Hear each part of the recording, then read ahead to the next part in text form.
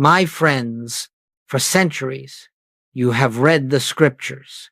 You have heard the teachings repeated, explained, argued over, preached from pulpits and whispered in private prayer. And yet, the simplest, most transformative revelation Jesus ever offered stands before humanity as plainly as sunlight and still remains unseen. There is a truce, so close, so obvious, so deeply woven into the fabric of your being that the mind passes it by without recognition.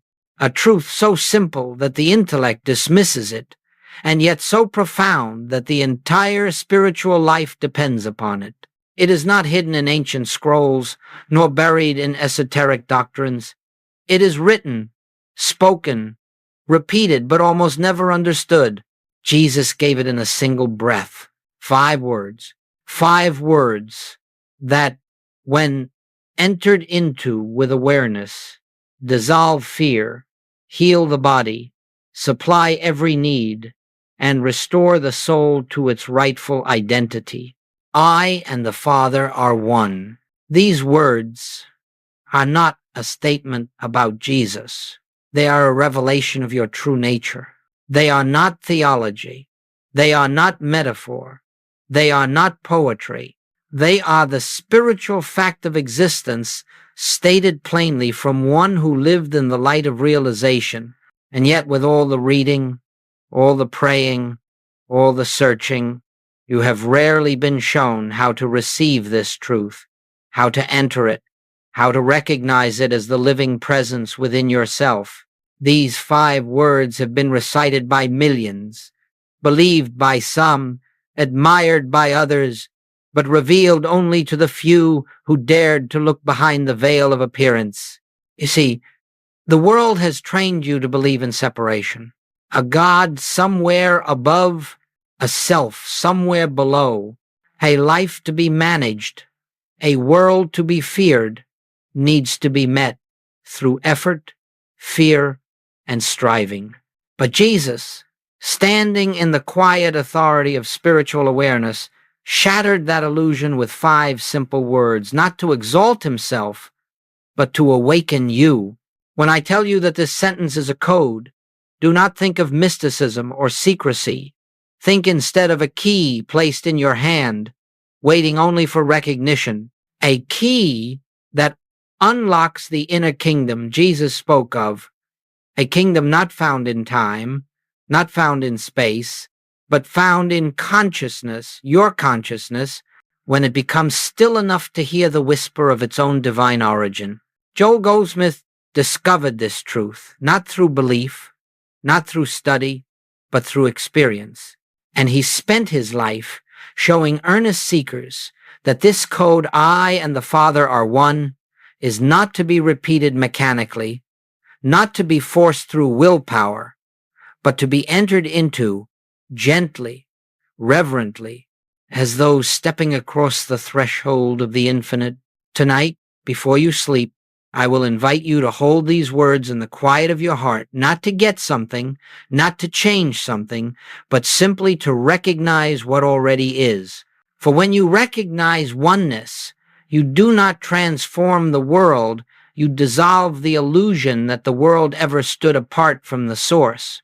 You may have read the scriptures many times, but until this recognition dawns within you, you have not read them with awakened eyes. You may have prayed countless prayers, but until the sense of separation is surrendered, prayer remains an effort of the mind rather than an activity of the spirit. This simple code, my friends, is the gateway to Christ consciousness, not a higher state to achieve, not a distant light to pursue, but the natural awareness of one who has realized that there is no I separate from God, no life separate from divine, no mind separate from divine mind. Let us begin this journey together calmly, quietly, without strain. Let us approach these 5 words not as students seeking information, but as consciousness seeking its own source. For the kingdom you seek is not far. It is not hidden. It is not withheld. It is here where you are. It is now in this very moment, and it waits only for recognition. My friends, the spiritual world has spent 2,000 years debating who Jesus was, what authority he held, and what his words were meant to convey. But very few have paused long enough, become still enough, silent enough to perceive the consciousness from which he spoke. When Jesus uttered the words, "I and the Father are one," he was not describing a belief he cherished. He was not asserting a doctrine. He was speaking from an actual state of realization, a lived awareness of the presence that animated his being. These words came not from thought, but from illumination, not from intellect, but from spiritual vision, not from effort, but from revelation. Jesus stood in the full light of truth, and from that light, he spoke. And because he spoke from consciousness, his words carried the authority of consciousness.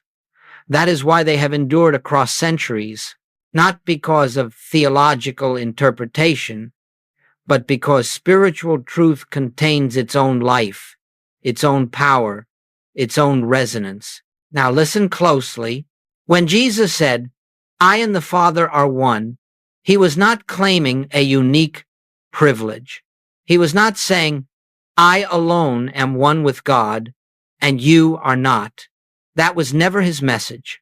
That was never his consciousness. He was revealing the eternal truth of all spiritual identity. He was showing you what is true of you, even if you do not yet recognize it. Joel Goldsmith often said, Jesus was not setting himself apart. He was showing you your own self. The Master knew that every healing, every supply, every harmony that appeared in his ministry flowed not from a personal power, but from his recognition of oneness with the infinite source. He never claimed credit. He never pointed to a human self. He said plainly, "The Father within me, he doeth the works." This is the same consciousness expressed in 5 words. I and the Father are one. To understand the origin of the code, you must understand this. Jesus spoke these words from the mountaintop of spiritual realization. They were not a step on the path. They were the summit. And when you touch, even for a moment, the awareness from which he spoke, something within you awakens. Something that has always been true, always been present, but has slept beneath the noise of human thought. You see, separation exists only in belief. Oneness exists in reality. Jesus did not create oneness. He recognized it. And in that recognition, the world of appearances lost its authority. The storm could not threaten him. Disease could not bind him. Lack could not frighten him. Death itself could not hold him. Why? Because he lived from the awareness of the invisible presence that governs all visible form. Joel Goldsmith taught that Jesus' secret was not supernatural ability, but spiritual identity. The Master saw the universe not as a collection of separate forces, but as an expression of one life, one intelligence, one substance. And so when he spoke those 5 words, he spoke them from the only place where they have meaning, conscious union with God. This is why the phrase is powerless when repeated by the mind, yet infinitely powerful when recognized by the heart. The words are a door, but the consciousness behind them is the kingdom. And so, my friends, tonight when you rest in these words, you will not be repeating a historical statement. You will be touching the same consciousness from which Jesus spoke. You will be returning to the origin, not of the phrase, but of your being. For the truth he revealed is the truth of every soul. I and the Father are one. This is not a future attainment. It is not a reward for spiritual growth. It is not a condition to be earned.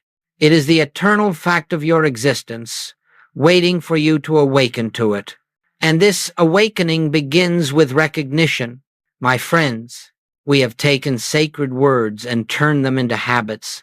We have taken revelation and turned it into recitation. We have taken the living truth of spiritual identity and reduced it to phrases repeated without consciousness. But a truth repeated is not a truth realized.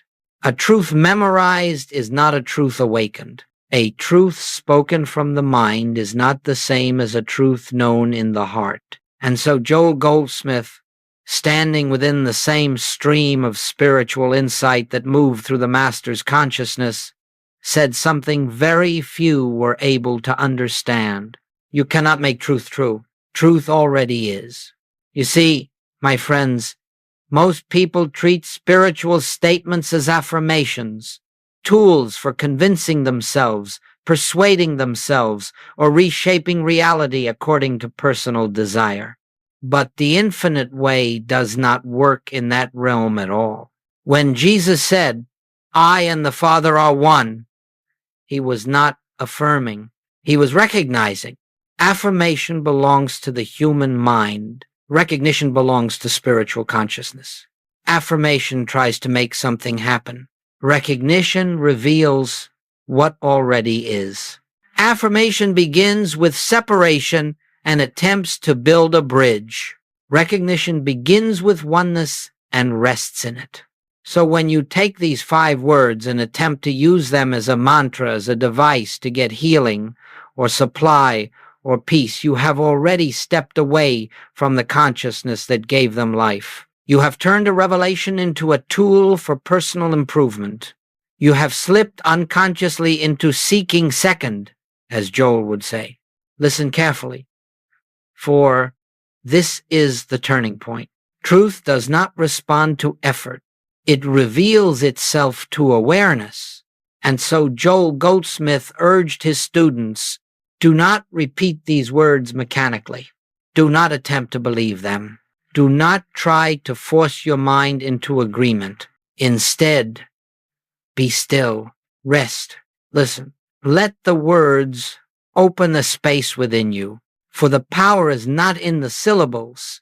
The power is in the consciousness behind them. If you take the phrase, "I and the Father are one," and repeat it 100 times, it will mean nothing. But if you sit quietly, gently, reverently, and let the inner meaning dawn, even for a breath, even for a moment, you have touched eternity. You have felt the presence. You have recognized the truth of being. Joe would often say, one moment of true awareness is more powerful than hours of meditation performed by the mind, because spiritual truth is not something you create. It is not something you manufacture. It is not something you achieve. It is something you recognize. Let us make this clear. Recognition is not concentration. Recognition is not willpower. Recognition is not effort. Recognition is surrender. Recognition is openness. Recognition is the dissolving of the personal sense of I.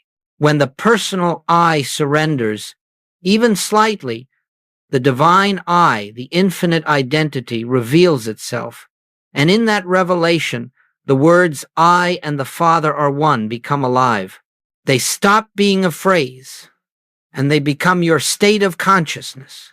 This is why Joel called this approach radical, because it bypasses the mind entirely.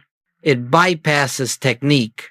It bypasses striving. It bypasses the ego's desire to use truth as a tool.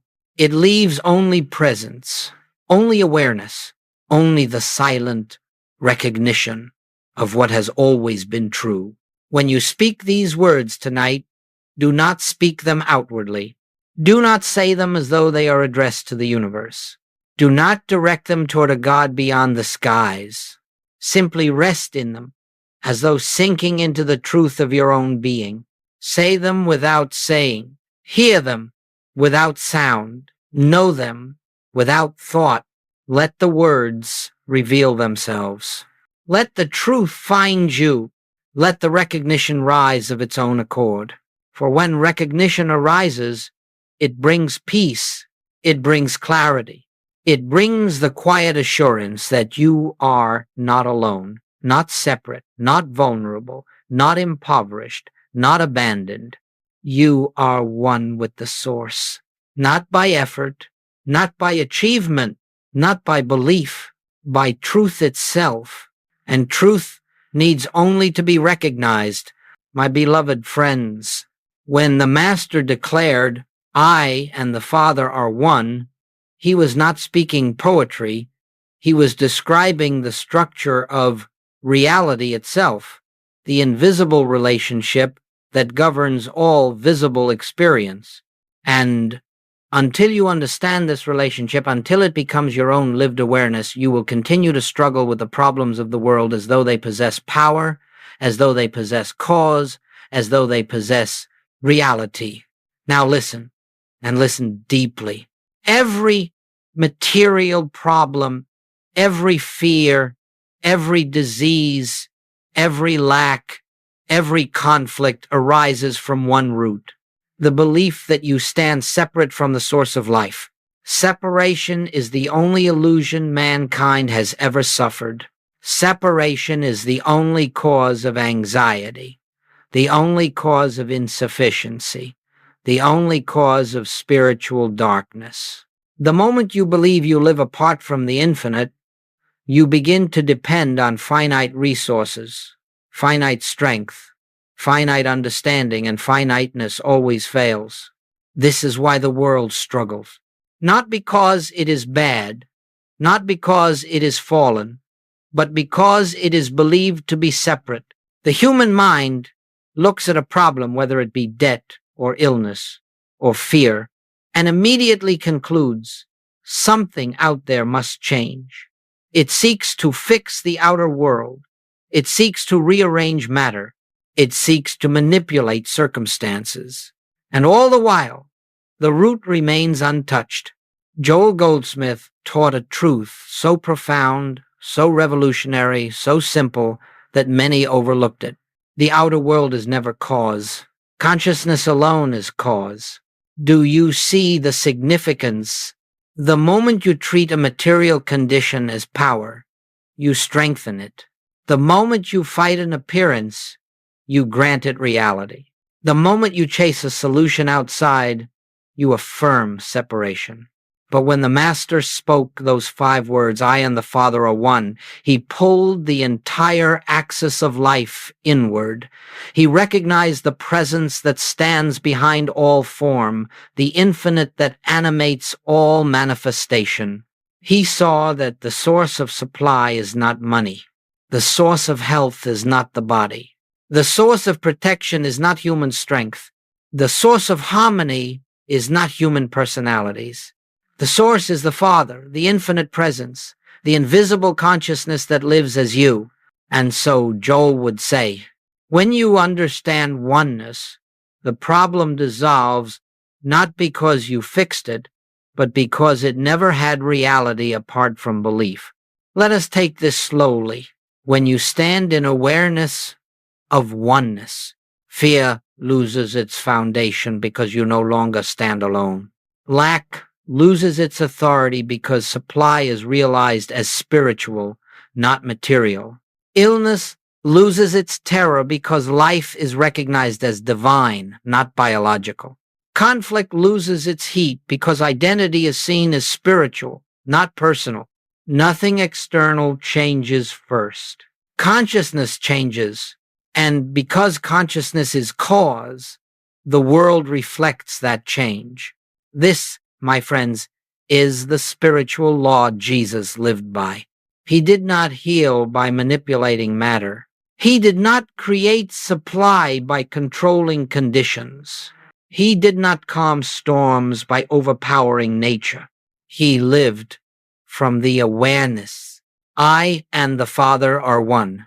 Therefore nothing can oppose me, nothing can threaten me, nothing can separate me from the infinite." This awareness, this recognition neutralizes the world's claims of power. And when the claim is neutralized, Harmony appears of its own accord. Joel Goldsmith used to say that the moment you recognize oneness, the problem begins to dissolve, not because you have solved it, but because you have withdrawn the only thing that sustained it, the belief in separation. When you are one with the Father, supply flows naturally. Guidance comes effortlessly. The body responds to truth. Relationships soften and heal. Fear fades like mist in sunlight, not through effort, not through striving, not through will, through recognition. This is why the 5-word code is so powerful, not as a statement, but as a state of consciousness. When you rest in I and the Father are one, you return to the truth of your being, and in that truth, the world loses its power over you, not because you have conquered it, but because you have awakened from the dream that it ever had power at all.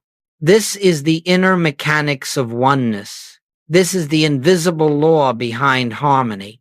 This is the secret Jesus lived, and the truth Joel revealed. Oneness dissolves problems because oneness dissolves the illusion that gave birth to them. When you remember this, your entire life begins to shift, not bit by bit, but at the root. My friends, if you have listened with an open heart, you have already begun to feel it.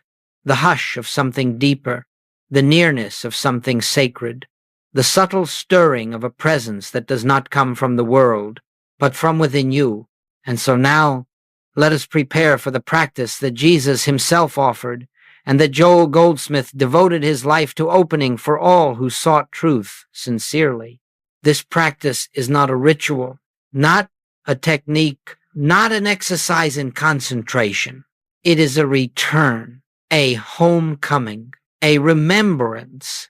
You will enter it tonight before you sleep, because the moments before sleep are among the most spiritually receptive moments of your day. The body grows quiet. The mind relaxes. The habitual resistance begins to loosen.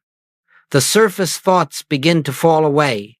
And in that inward softening, consciousness becomes tender, open, receptive to truth. This is why Joel often encouraged his students, fall asleep in truth, not in fear.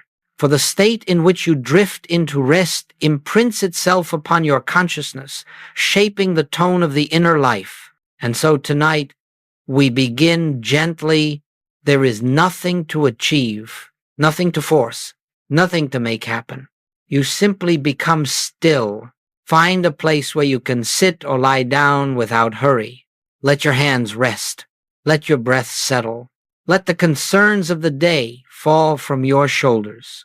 Do not try to silence the mind. Do not push thoughts away. Do not make effort. The presence does not enter because you make room for it. It is already here. Now, when you feel even a small measure of quietness, when the pace of the mind softens just a little, bring the sacred code into your awareness. Not as affirmation, not as command, not as repetition. Bring it into your consciousness as a whisper of truth. I and the Father are one. Speak it inwardly once, then become still. Let the words hang there like incense rising into silence. Feel the sense of I, not the personal I, not the I of history and memory, not the I of fear or desire. Feel the pure awareness that exists before thought, your own being aware of itself. Then gently acknowledge the Father, not a God outside, not a deity above, but the infinite presence, the life that breathes you, the intelligence that sustains you, the love that has never once left you. And then, softly, allow the final phrase to open within you. Are one. Do not think about it. Do not try to believe it. Do not analyze its meaning. Just let it rest in you. Let it unfold. Let it reveal itself. If thoughts arise, let them pass like birds crossing the sky. If emotions rise, let them be. If doubts, whisper. Do not engage them. Simply return without struggle to the quiet awareness behind the words. I and the Father are one. Feel it, not as a concept, but as a presence. For a moment, a single moment, let yourself lean into the possibility that this is true. Let yourself feel even faintly the reality that these words describe what you already are. And then, my friends, do nothing more. Do not attempt to go deeper. Do not strain for mystical experience. Do not look for visions or sensations. Truth comes not through effort, but through surrender. Let the words carry you toward sleep. Let them dissolve the day's concerns. Let them wrap you in the assurance that you are not separate, not alone, not cut off from the infinite. Fall asleep tonight in the awareness, even if delicate, even if subtle, that the very presence that breathed life into Jesus breathes life into you. There is no distance to cross, no separation to heal, no barrier to overcome. You are one. You have always been one. You will forever be one. And when you rest in this, even for a breath, the kingdom begins to reveal itself. This is the practice. Simple, quiet, transformative. Not because you made anything happen, but because you stopped interfering with what already is. Tonight, let the code work on you. Let it awaken what has long slept. Let it dissolve the walls the mind has built. Let it return you to the truth of your being.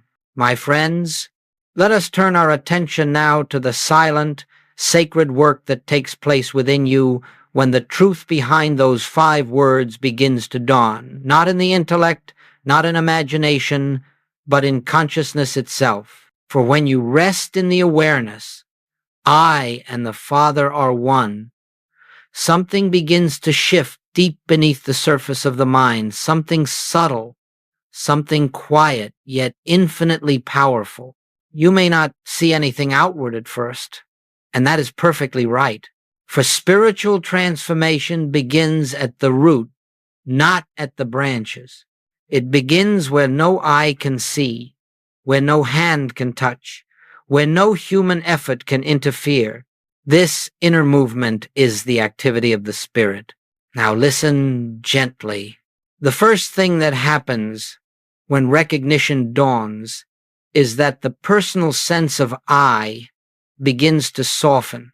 The heavy, burdened I that tries, fights, strives, fears, worries, and seeks begins to dissolve like mist in the morning sun. You will feel, perhaps for the first time, that you are not carrying life alone. You are not depending on your own strength. You are not responsible for orchestrating the universe. Something deeper is holding you. This is not imagination. It is recognition. Joel Goldsmith called it the dissolving of the personal self. Not the destruction of individuality, but the release of the false sense of separation. When this begins, a great quietness enters your being. Not the quietness created by effort, but the quietness that flows naturally when fear loses its foundation. Fear can only survive in separation. Fear cannot survive in oneness. And so when you recognize your unity with the infinite presence, fear begins to lose its voice. It may try to rise. It may whisper its familiar arguments, but something within you knows that it has no authority. Then another change begins to unfold. The mind stops reaching outward for solutions. It stops calculating. It stops grasping. It stops trying to fix, repair, or manipulate conditions. This is the beginning of spiritual rest. Not lethargy, not passive acceptance, but the deep awareness that there is a presence, an intelligence, a life moving through you, living as you, governing every detail of your existence. Joel often said, the moment you stop trying to make life happen, the Spirit takes over. And that, my friends, is what you will begin to feel. Life happening through you rather than you happening to life. Another inner shift takes place as well, one more delicate, yet profoundly transformative. The sense of being guided, not by thoughts, not by logic, not by emotion, but by a quiet prompting, an inner nudge, a subtle clarity that reveals the next step without strain. This guidance is not external. It is not a voice speaking from beyond. It is the natural activity of the Father, the infinite consciousness, moving as your own awareness. As recognition deepens, you will also notice that your reactions begin to change. What once startled you no longer shakes you. What once angered you no longer ignites you. What once frightened you no longer terrifies you. Not because conditions have changed yet, but because the center from which you live has shifted. You are no longer responding from personality. You are responding from presence. And then, very quietly, another inner transformation unfolds. One that cannot be forced, one that cannot be sought, one that arises only through grace. A sense of fullness. Not emotional excitement, not positive thinking, not an improved mood, but a deep, steady, quiet contentment, untouched by circumstances. This fullness is the first sign that the Christ within you is stirring, moving, rising to the surface of your awareness. It is the inner assurance that you lack nothing because the source is within your own being. From this fullness, harmony begins to express itself outwardly, naturally, without effort, without manipulation. But remember this, the outer harmony is not the miracle.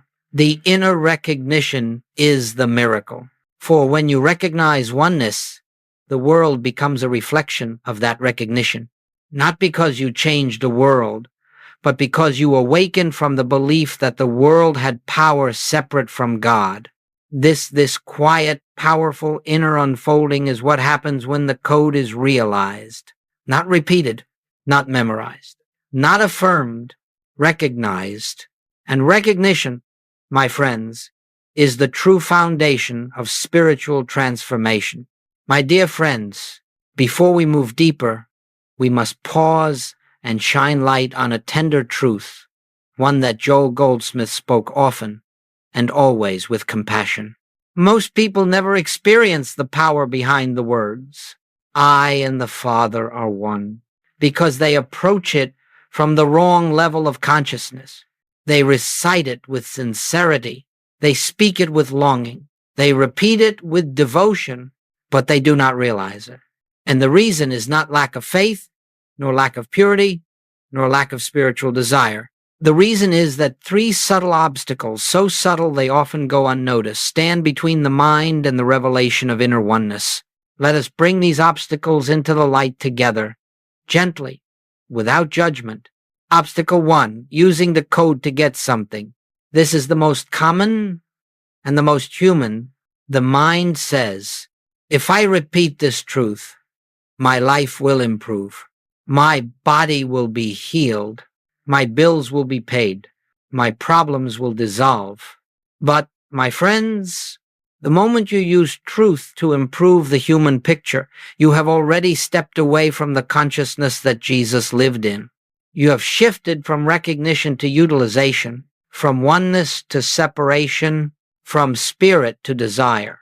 Jesus did not speak the words to obtain anything. He spoke them from the fullness of already being. Joel Goldsmith said it without compromise. Truth cannot be used. Truth must be lived. When you take these 5 words and try to make them a tool, the personal I, the one that wants, fears, and grasps, steps forward. And where the personal I stands, the Christ cannot be recognized. So release the desire to use the code. Let the words be what they are, a revelation of what already is. Obstacle 2, mental repetition without inner surrender. Many people repeat the phrase, sometimes hundreds of times, believing that if they say it enough, they will eventually feel its truth. But spiritual realization does not come by force. It does not respond to repetition. It does not obey volume or persistence. It comes by quietness, by yielding, by letting go of the mind's effort to grasp or understand. You cannot think your way into oneness. You cannot argue your way into union. You cannot demand spiritual vision from the intellect. The mind does not awaken the spirit. The spirit awakens you. Joel taught this with unwavering clarity. One moment of surrendered awareness is worth more than hours of mental effort. So if you find yourself repeating the words anxiously, mechanically, nervously, stop. Become still. Breathe once and let the words sink inward, not outward. Let the truth reveal itself instead of trying to manufacture it. Obstacle 3, trying to believe the statement is true. This is a subtle trap. Many seekers approach the phrase like a belief to be accepted, a doctrine to be agreed with, a concept to be mentally absorbed. But belief belongs to the mind. Recognition belongs to consciousness. Belief can be shaken. Recognition cannot. Belief fluctuates with circumstances. Recognition stands immovable. Belief requires effort. Recognition is effortless. Belief tries to accept truth. Recognition sees truth. And so, my friends, stop trying to believe. Stop trying to convince yourself. Stop forcing the mind to accept what it cannot comprehend. The personal mind cannot understand oneness because it was born from the illusion of separation. It tries, it struggles, it wrestles, but it cannot enter the kingdom. Only in inner silence, only in surrender, only in stillness does truth reveal itself. Joel Goldsmith's gentle reminder guides us here. You do not bring God into consciousness. You become aware that God is already there. The moment you stop trying to believe, the moment you stop trying to force truth inward, the moment you stop thinking about the words, a quiet recognition begins to arise. Not from the mind, from the depth of your being, releasing the obstacles. And now, my friends, let me tell you the mercy of it all. These obstacles require no battle, no discipline, no effort. Simply becoming aware of them begins to dissolve them. Awareness itself is the dissolving agent. The moment you see that you are using truth, you stop. The moment you notice the mind repeating mechanically, it grows quiet. The moment you realize you were trying to believe, the trying falls away. And in that falling away, in that gentle surrender, the light has room to enter. Then, and only then, can the 5-word code begin to reveal its hidden power. Not as a tool, not as a belief, not as an affirmation, but as your very identity. My friends, up to this point, we have spoken of the sacred code as something you rest in during meditation, reflection, or the quiet moments before sleep. But now we come to the heart of the infinite way, the living of truth, the embodiment of awareness, the practice of presence in the moments that seem least spiritual. For spiritual realization is not meant to be confined to a cushion, nor locked within a sacred hour of silence.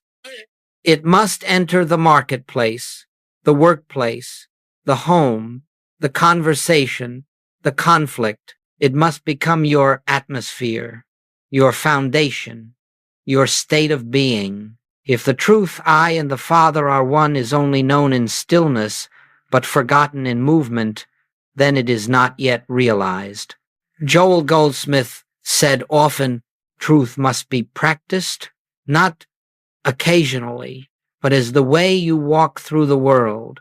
Let us see, then, how this recognition becomes the living influence that shapes your day, not through effort, but through remembrance.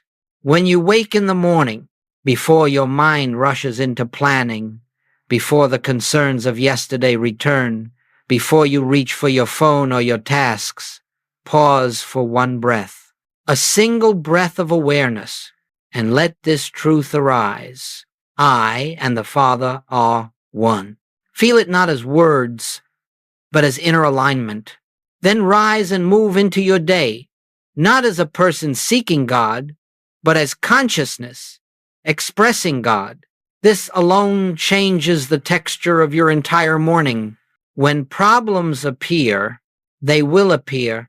The world of appearances does not cease simply because you have tasted reality. But now your response is different. When a problem presents itself, money, health, relationship, fear, do not rush to fix it, explain it, analyze it, or fear it. Learn to pause. Just a breath, just a moment. And in that pause, let the sacred recognition rise. I and the Father are one. Not to change the problem, not to manipulate conditions, but to remember who stands here. When you do this sincerely, something extraordinary happens. The personal self does not step forward. The divine presence does. The problem loses its authority because you are no longer meeting it as a limited being. You are meeting it from the consciousness that knows no limitation. Joel used to say, let God go before you. Do not go before God. This is how you let God go before you, by pausing, remembering, recognizing. When you feel fear or uncertainty, fear arises only when you believe you stand alone. When fear comes, it is not a sign of failure. It is an invitation to remembrance. Do not fight fear. Do not argue with it. Do not condemn yourself for feeling it. Simply turn inward and rest, even for 1 second, in the truth. I and the Father are one. In that instant, the foundation shifts. Fear loses its ground because its ground was separation. Oneness dissolves the soil in which fear grows. Even if the emotion lingers, your identity has changed, and that change is everything. When people trigger you, this is where the practice becomes most transformative. When someone criticizes you, disappoints you, misunderstands you, or behaves in ways that stir your emotions, pause. Before reacting, remember, I and the Father are one. And then take one step further, and this one too is one with the Father. This remembrance dissolves the personality barrier.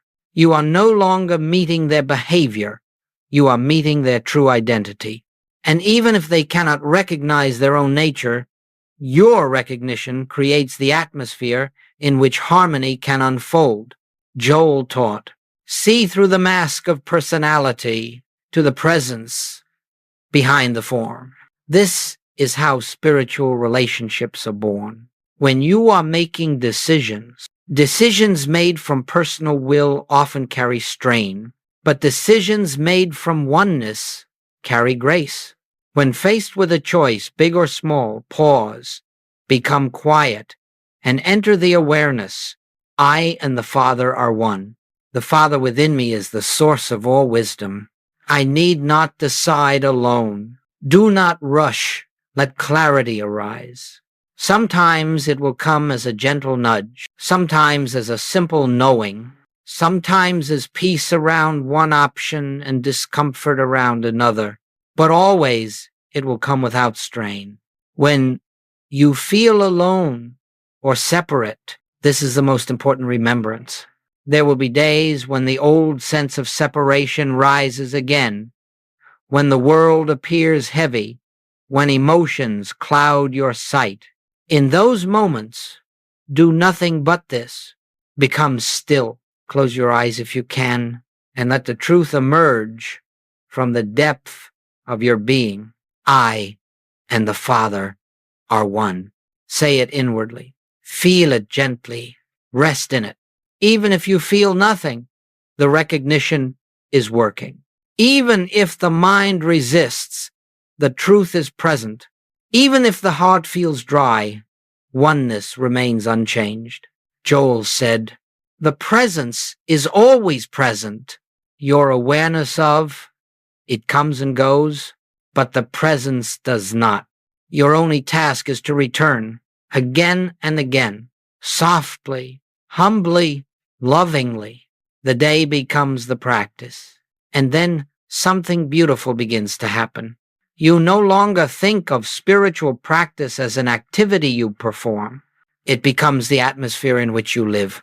The pauses become natural. The remembrance becomes automatic.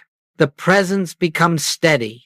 You discover that the Christ consciousness you once sought is the consciousness you are now living from, not perfectly, not dramatically, not as some exalted experience, but quietly, consistently, genuinely. And from this place, life begins to unfold with less resistance, less fear, more grace, more harmony, more flow, not because the world has changed, but because the one who sees the world has awakened. This is living the code. This is letting Christ walk through your day. This is the infinite way. My beloved friends, we have walked together through a sacred remembrance, not a new teaching, not a modern idea, not a mystical novelty, but the timeless reality Jesus lived and Joel devoted his life to revealing. And now we come to the close of this message, though not to the close of the journey. For spiritual truth does not end when the words end. It begins when the words fall into silence within you. What matters now is not what you have heard, but what you will remember. Not what you understand intellectually, but what you are willing to rest in. Not what you hope to achieve, but what you are ready to receive. Tonight, in the quiet moments before sleep, when the mind grows soft and the heart becomes receptive and the world loosens its grip, I invite you gently, lovingly, without pressure to take this truth into your consciousness. I and the Father are one. Do not repeat it as affirmation. Do not recite it as protection. Do not force it as belief. Let it arise in you, like a whisper from your own soul. Let it settle, like a feather landing on still water. Let it open, like a flower blooming in darkness without making a sound. You do not have to feel anything. You do not have to enter a mystical state. You do not have to silence the mind or calm the emotions. Simply notice the awareness behind the words. Notice the gentle presence that has been listening to this message the entire time. Notice the stillness beneath all thought. That stillness is the Father. That awareness is the Christ. That union is your own being. Tonight, as you close your eyes, before sleep takes you, before dreams begin, rest in the simple, effortless truth. You are not separate.